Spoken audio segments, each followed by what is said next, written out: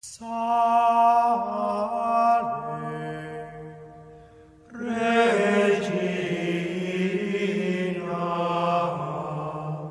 Mater misericordiae. The better portion of Mary was the choice of Blessed Baptista Varano, as was the case with many of the young women of the Middle Ages and Renaissance who left the world and entered the Poor Clares. The story is told over and over again, and June 12th we'll celebrate the feast of Blessed Yolenta. There's many others as well. These young women who were born into noble families and lived worldly lives. Blessed Baptista was particularly noteworthy for her worldliness early on in her life, and then she heard a friar, Franciscan, preaching the gospel, preaching on the passion and death of our Lord, on our Lord's sufferings, and she was changed in heart and withdrew into herself like St. Francis, examined her life, was inspired by God.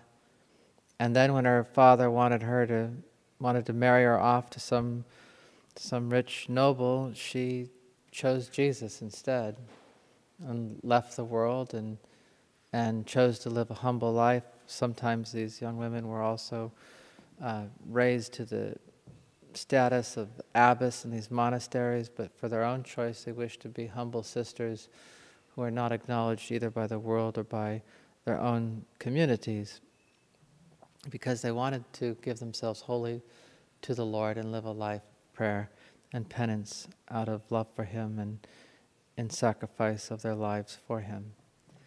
This is an inspiration that goes all the way back, of course, to St. Mary, who sat at the feet of Jesus and chose the better part.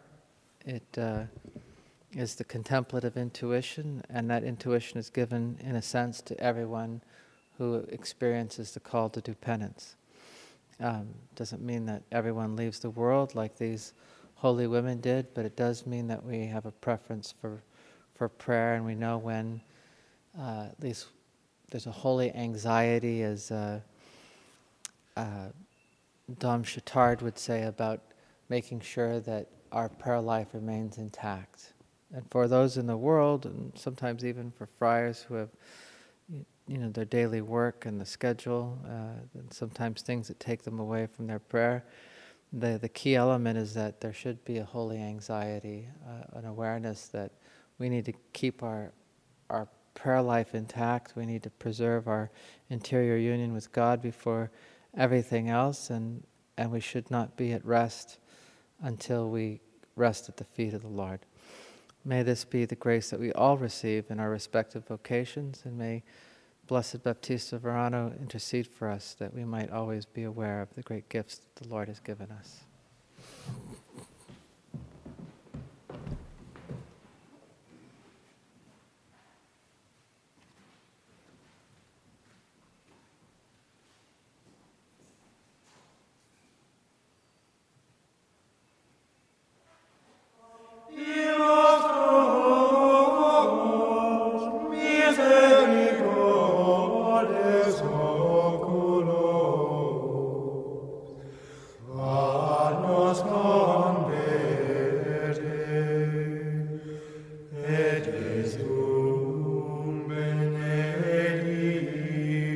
Fructum ventris tuum,